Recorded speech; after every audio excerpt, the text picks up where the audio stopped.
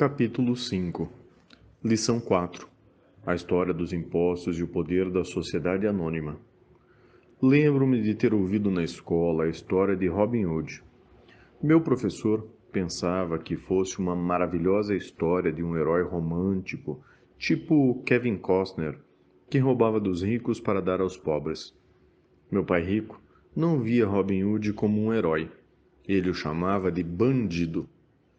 Robin Hood pode ter desaparecido há muito tempo, mas seus seguidores perduram. Quantas vezes ouço as palavras dizerem, as pessoas dizerem, por que os ricos não pagam por isso? Ou os ricos deveriam pagar mais impostos para atender à pobreza. Essa ideia de Robin Hood, ou de tirar dos ricos para dar aos pobres, é que provoca os maiores sofrimentos para os pobres e para a classe média. A razão pela qual a classe média paga impostos tão pesados está no ideal de Robin Hood. Na verdade, os ricos não são tributados, é a classe média que paga pelos pobres, especialmente a classe média alta instruída. Novamente, para atender bem, como tudo que acontece, para um bom entendimento, precisamos adotar uma perspectiva histórica. Precisamos conhecer a história dos impostos. Meu pai, muito instruído, era especialista em história da educação. Meu pai rico se tornou um especialista na história dos impostos. Pai rico explicou a Mike e a mim que originalmente na Inglaterra e nos Estados Unidos não havia impostos. De vez em quando, eram lançados impostos eventuais para financiar guerras. O rei ou o presidente anunciava um acontecimento e convocava todos para rachar a despesa. Impostos foram lançados na Grã-Bretanha para financiar as lutas contra Napoleão em 1799 a 1816 e nos Estados Unidos para financiar a Guerra Civil entre 1861 e 1865. Em 1874, a Inglaterra instituiu um imposto de renda permanente para seus cidadãos. Em 1913, o imposto de renda se tornou permanentemente nos Estados Unidos, com a adoção da 16ª Emenda à Constituição. Durante certo tempo, os americanos eram contrários aos impostos. Foi o excessivo imposto sobre o chá que levou ao famoso Tea Party, no porto de Boston, um incidente que ajudou a desencadear a Guerra Revolucionária. Foram necessários cerca de 50 anos, tanto na Inglaterra quanto nos Estados Unidos, para se consolidar a ideia de um imposto de renda rotineiro. O que esses dados históricos não revelam é que, em ambos os casos, os impostos foram inicialmente lançados sobre os ricos. Era isso que o pai rico queria que Mike e eu entendêssemos. Ele explicou que a ideia de imposto se tornou popular e foi aceita pela maioria, divulgando-se aos pobres e à classe média que o imposto estava sendo criado para punir os ricos. Foi assim que as massas votaram a favor da lei e ela se tornou constitucionalmente legal.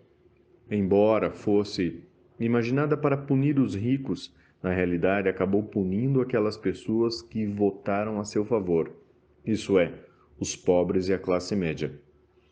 Quando o governo sentiu o gosto do dinheiro, seu apetite aumentou, disse pai rico. Seu pai e eu somos exatamente os opostos. Ele é um burocrata do governo. Eu sou um capitalista. Quanto mais ele gasta e quanto mais gente ele contrata, maior será a sua organização. No governo, quanto maior a sua organização, quanto menos gente eu contratar, no governo, quanto maior a sua organização, mais ele será respeitado. Por outro lado, dentro de minha organização, quanto menos gente eu contratar e quanto menos eu gastar, mais respeito obterei de meus investidores. E por isso que eu não gosto de gente do governo. Eles têm objetivos diferentes daqueles da maioria dos homens de negócios. À medida que o governo cresce, mais e mais dólares saindo dos impostos serão necessários para sustentá-lo. Meu pai, instruído, acreditava sinceramente que o governo deveria ajudar as pessoas. Gostava de John F. Kennedy, especialmente da ideia do corpo da paz. Gostava tanto dessa ideia que ele e mamãe trabalhavam para o Corpo da Paz treinando voluntários para a Malásia, Tailândia e Filipinas. Ele sempre lutava por doações adicionais e aumentos no orçamento, de modo que pudesse contratar mais gente, tanto no seu cargo no Departamento de Educação quanto no Corpo da Paz. Essa era a sua função.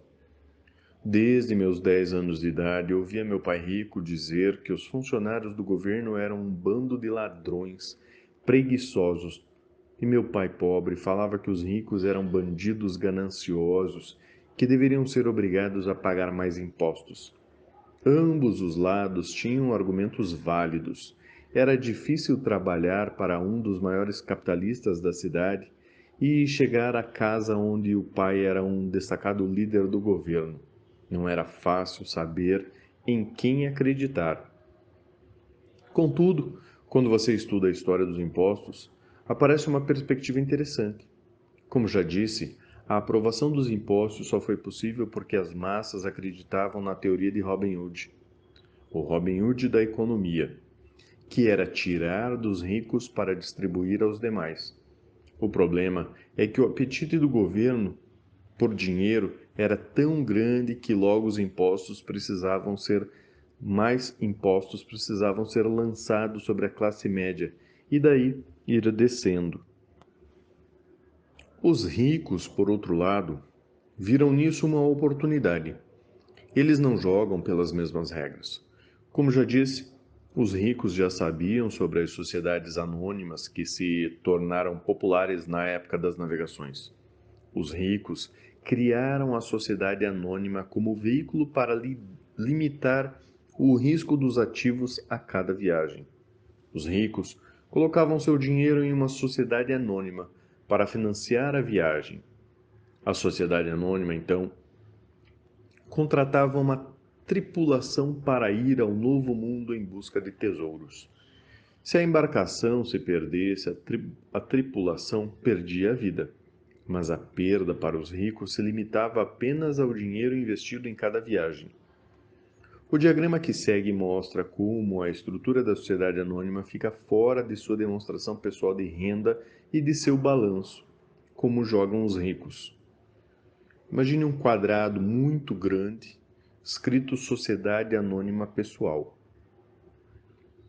Um retângulo inclinado à sua direita, escrito Despesa, dividido ao meio, embaixo, Renda. Acima, fora do retângulo, escrito Redução da Renda Tributável. À direita, aquele gráfico normal. Ativos, um quadrado. Ao lado, um quadrado passivos. Acima, um quadrado despesas. Acima, quadrado renda. Uma seta saindo dos ativos, indo para a sociedade anônima e da sociedade anônima indo para a renda. Uma seta saindo de despesa, indo para a despesa da sociedade anônima e a única seta lá subindo para a parte da renda. É o conhecimento do poder da estrutura legal da sociedade anônima que dá aos ricos uma grande vantagem sobre os pobres e a classe média. Tendo dois pais a me ensinar, um socialista e outro capitalista, rapidamente percebi que a filosofia dos capitalistas tinha mais sentido financeiro para mim. Tinha a impressão de que os socialistas, em última análise, puniam a si próprios em decorrência de sua falta de instrução financeira. Não importa o que inventasse a turma do tire dos ricos, os ricos sempre encontravam uma forma de passá-lo para trás. E dessa forma, os impostos acabaram onerando a classe média. Os ricos passaram para trás os intelectuais, somente porque aqueles entendiam o poder do dinheiro, um tema não abordado na escola. Como os ricos passaram para trás os intelectuais? Quando o imposto tire dos ricos foi implementado, o dinheiro começou a fluir para os cofres do governo. Inicialmente, as pessoas ficaram felizes. O dinheiro foi repassado para os funcionários do governo e para os ricos. Foi para os funcionários na forma de empregos e aposentadoria. Foi para os ricos quando as empresas receberam contratos do governo. O governo se tornou uma grande fonte de dinheiro, mas o problema era a administração fiscal desses recursos. Na verdade, não havia recirculação. Em outras palavras, a política do governo, se você fosse um burocrata estatal, era evitar ter excesso de dinheiro. Se não conseguisse gastar a verba recebida, você se arriscava a perdê-la no próximo orçamento. Certamente não haveria reconhecimento para você se fosse eficiente. Os homens de negócio, por outro lado, são recompensados pelo dinheiro que sobra e são reconhecidos por sua eficiência. À medida que esse ciclo de despesa pública crescente continuava, a demanda por dinheiro aumentava e a ideia de tire dos ricos se ajustava para agora incluir níveis de renda mais baixos, chegando aos que tinham votado em favor dos impostos, os pobres e a classe média. Os verdadeiros capitalistas aplicavam seus conhecimentos financeiros para simplesmente encontrar uma maneira de escapar. Eles se voltaram para a proteção de uma sociedade anônima. Uma sociedade anônima protege os ricos. Mas o que muita gente desconhece é que uma sociedade anônima não é algo concreto no sentido literal do termo. Uma sociedade anônima é simplesmente uma pasta de arquivo com alguns documentos legais que descansa no escritório de um advogado e está registrado em um órgão público. Não é um edifício com o nome de uma empresa. Não é uma fábrica ou um grupo de pessoas. Uma sociedade anônima é simplesmente um documento legal que cria um corpo jurídico sem alma. A fortuna dos ricos estava novamente protegida. Mais uma vez, a sociedade anônima se tornaram populares depois que a lei do imposto de renda permanente foram aprovadas, porque a alíquota do imposto de renda sobre as sociedades anônimas era menor do que as vigentes sobre as pessoas físicas. Além disso, como foi mostrado anteriormente, certas despesas poderiam ser descontadas da renda tributável da sociedade anônima. Essa guerra entre os que têm e os que não têm se mantém há centenas de anos. É a turma do tire dos ricos contra os ricos. A batalha é travada sempre que são discutidas leis e continuará sempre. O problema é que as pessoas que perdem não têm informação. Se elas entendessem a maneira como os ricos jogam, também poderiam jogar. Então, estariam a caminho de sua independência financeira. É por isso que me arrepio toda vez que ouço um pai aconselhar seu filho a estudar para poder conseguir um bom emprego, seguro, um empregado com um emprego bom e seguro não tem escapatória. O americano comum de hoje trabalha de 5 a 6 meses para o governo, antes de ter conseguido o suficiente para pagar seus impostos. Em minha opinião, isso é tempo demais.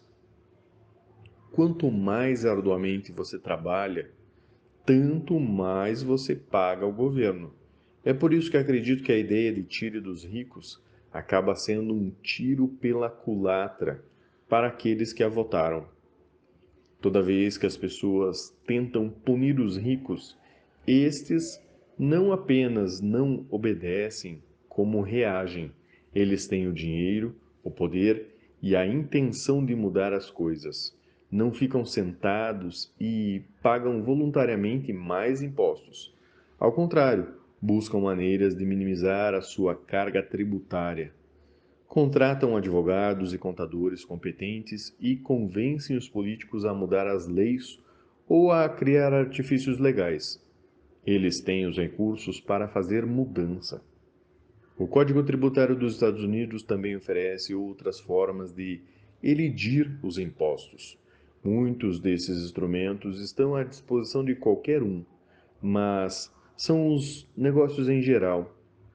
Os ricos, eles não tiram proveito deles porque cuidam dos seus negócios.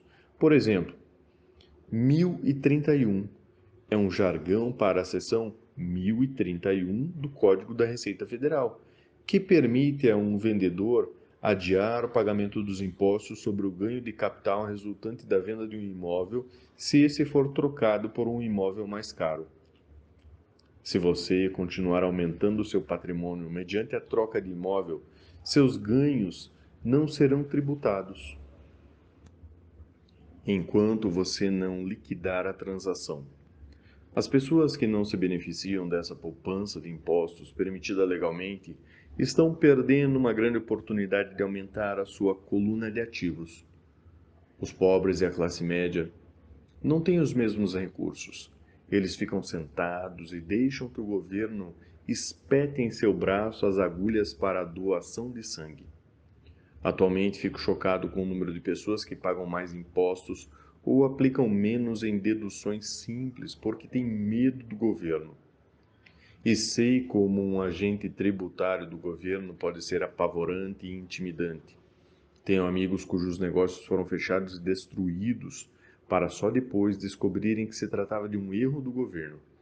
Eu percebi isso, mas o preço de trabalhar de janeiro a meados de maio é um preço muito alto para essa intimidação. Meu pai pobre nunca se rebelou, nem meu pai rico. Esse foi apenas mais esperto e usou a sociedade anônima, o maior segredo dos ricos. Você lembra a primeira lição que aprendi com meu pai rico? Eu era um garoto de 9 anos que teve que sentar e esperar até que ele resolvesse falar comigo. Frequentemente, sentei em seu escritório esperando que ele me entendesse. E ele me ignorava propositalmente. Queria que eu reconhecesse seu poder e desejasse ter um dia esse mesmo poder. Durante todos os anos que estudei e trabalhei com ele, sempre me lembrou que conhecimento é poder, e com o dinheiro vem mais poder, o que exige o conhecimento certo para mantê-lo e fazê-lo se multiplicar. Sem esse conhecimento, o mundo arrasta você. Pai Rico sempre recordava a mim e a Mike que o maior tirano não era o patrão ou o supervisor, mas o homem dos impostos. Se você deixar o homem dos impostos sempre tirar mais de você. A primeira lição, relativa a fazer o dinheiro trabalhar para mim, em vez de trabalhar pelo dinheiro, tem na verdade tudo a ver com poder. Se você trabalha pelo dinheiro, está cedendo o poder a seu empregador. Se seu dinheiro trabalha para você, você mantém e controla o poder. No momento em que adquirimos esse conhecimento do poder do dinheiro, trabalhando para nós, Pai Rico quis que nos tornássemos financeiramente espertos e não deixássemos os tiranos nos intimidarem.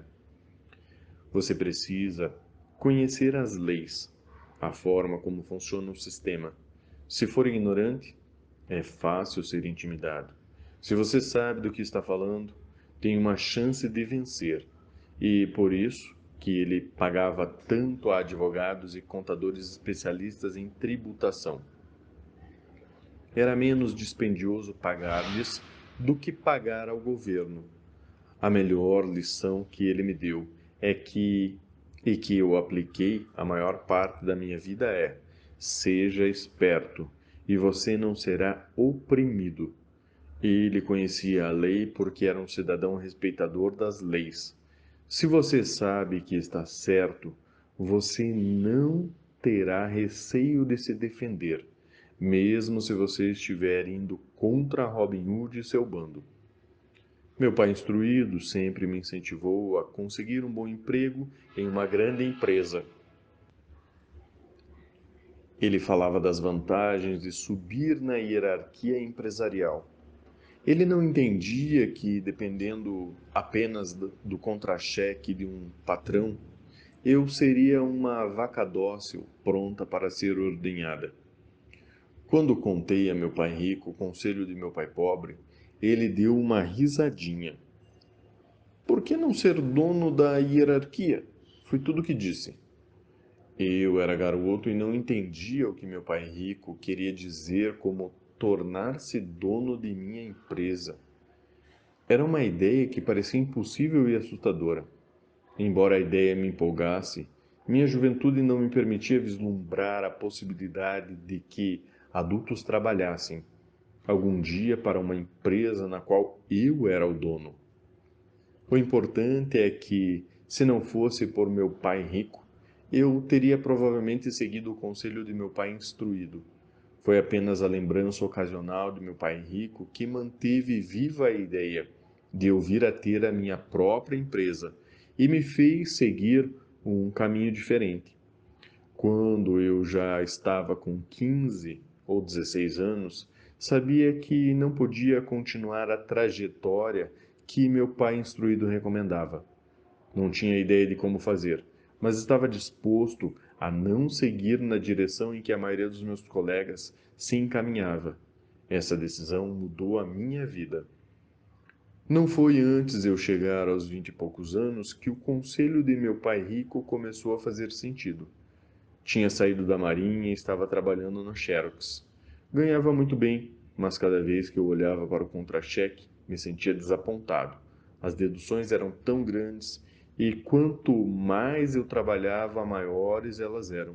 Na medida em que eu era bem-sucedido, meus chefes falavam de promoções e aumentos. Era lisonjeador, mas podia ouvir meu pai rico sussurrando em meu ouvido: Para quem você está trabalhando? Quem você está enriquecendo? Em 1974, ainda estava na Xerox. Criei minha primeira sociedade anônima e comecei a cuidar de meu negócio. Já havia alguns ativos em minha coluna de ativos, mas agora estava determinado a focar um mercado maior. Esse contra-cheque cheio de deduções justificavam todos os conselhos que meu pai me dera ao longo dos anos, os conselhos do meu pai rico. Via o futuro que me aguardava se seguisse o conselho de meu pai instruído. Muitos empregadores temem aconselhar seus empregados a cuidar de seus próprios negócios. Estou certo de que isso pode valer para certas pessoas, mas em meu caso, a atenção dada aos meus negócios, ao aumento de ativos, tornou-me um empregado melhor. Agora, eu tinha um objetivo. Chegava cedo e trabalhava diligentemente, juntando todo o dinheiro possível para poder começar a adquirir imóveis. O Havaí estava começando a crescer e havia fortunas a serem feitas. Quanto mais eu percebia os estágios iniciais da expansão, mais máquinas Xerox eu vendia. Quantas mais vendia, mais contra-cheque. Era inspirador. Estava tão ansioso para fugir da armadilha que eu trabalhava mais, e não menos. Por volta de 1978, costumava ocupar um dos primeiros 5 lugares entre os vendedores, às vezes o primeiro. Estava louco para sair da corrida dos ratos. Em menos de 3 anos, eu estava faturando mais em minha pequena empresa, uma companhia imobiliária, do que na Xerox. E o dinheiro que eu ganhava na minha coluna de ativos, minha companhia imobiliária, era dinheiro que trabalhava para mim.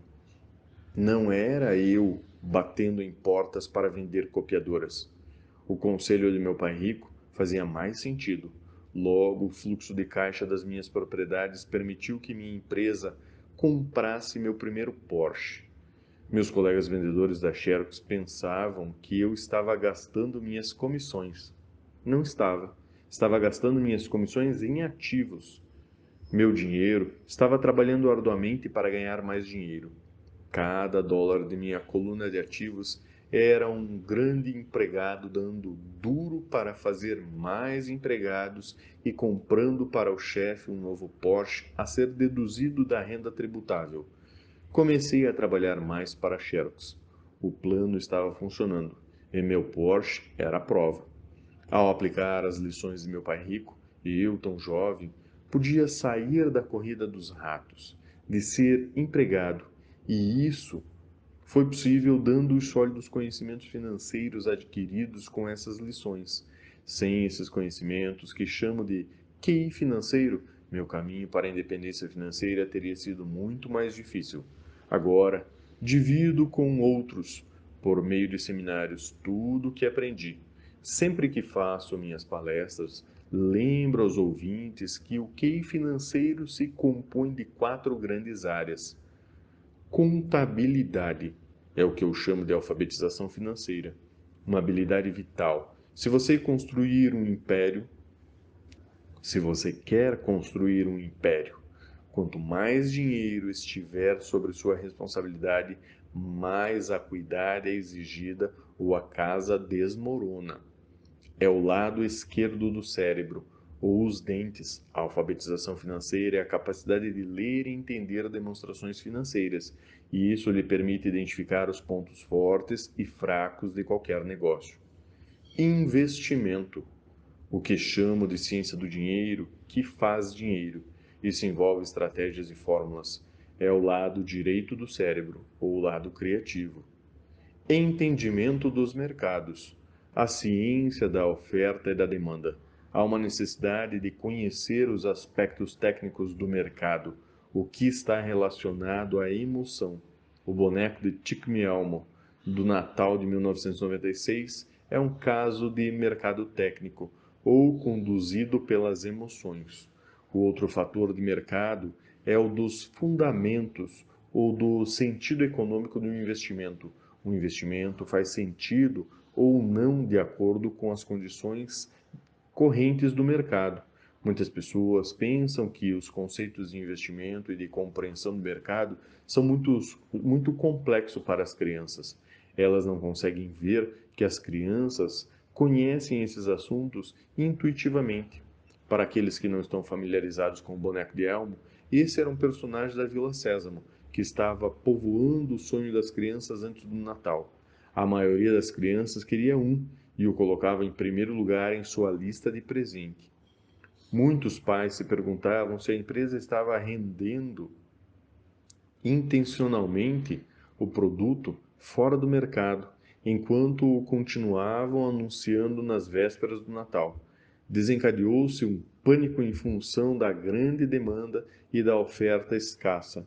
Sem encontrar os bonecos à venda nas lojas, especuladores viram a oportunidade de fazer pequenas fortunas à custa dos pais desesperados.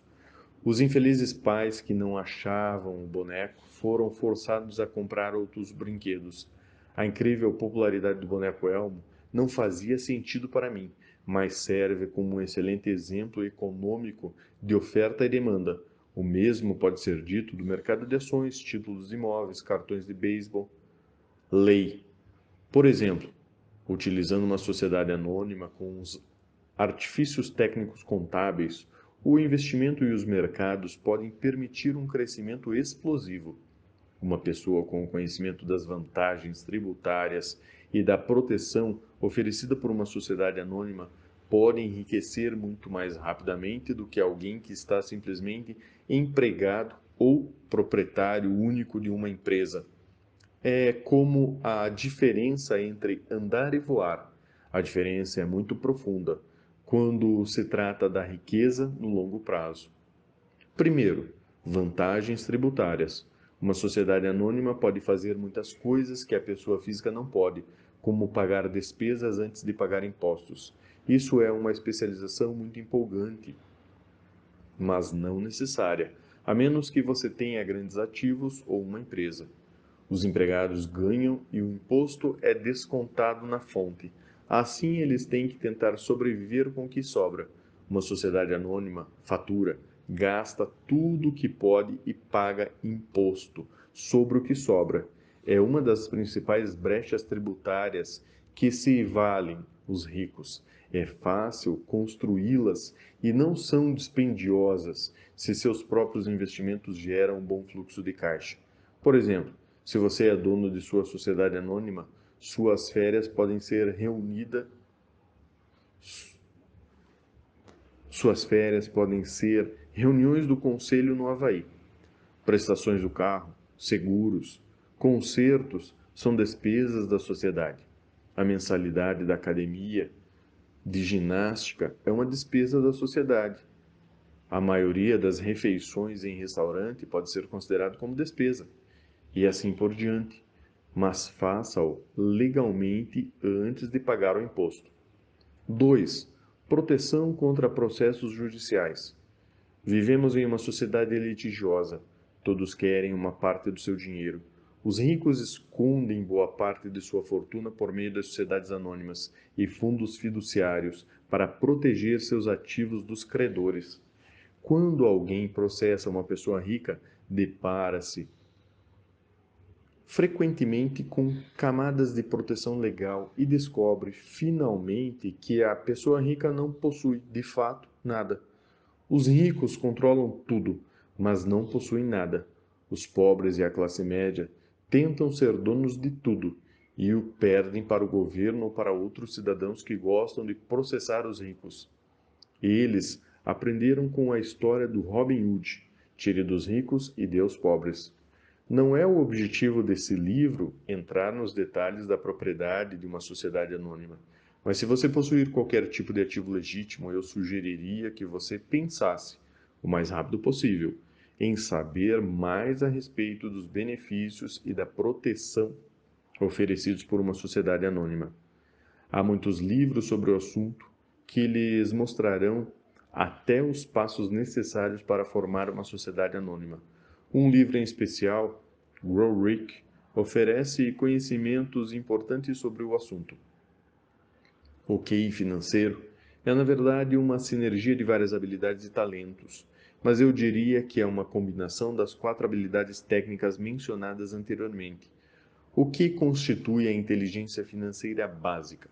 Se você aspira a uma grande fortuna, é a combinação dessas habilidades que amplificará a sua inteligência financeira. Em resumo, os ricos com sociedades anônimas ganham, gastam e pagam impostos. As pessoas que trabalham para as empresas ganham, pagam impostos e gastam. Como parte de sua estratégia financeira geral, recomendamos firmemente que você agrupe seus ativos sobre o mando de uma sociedade anônima.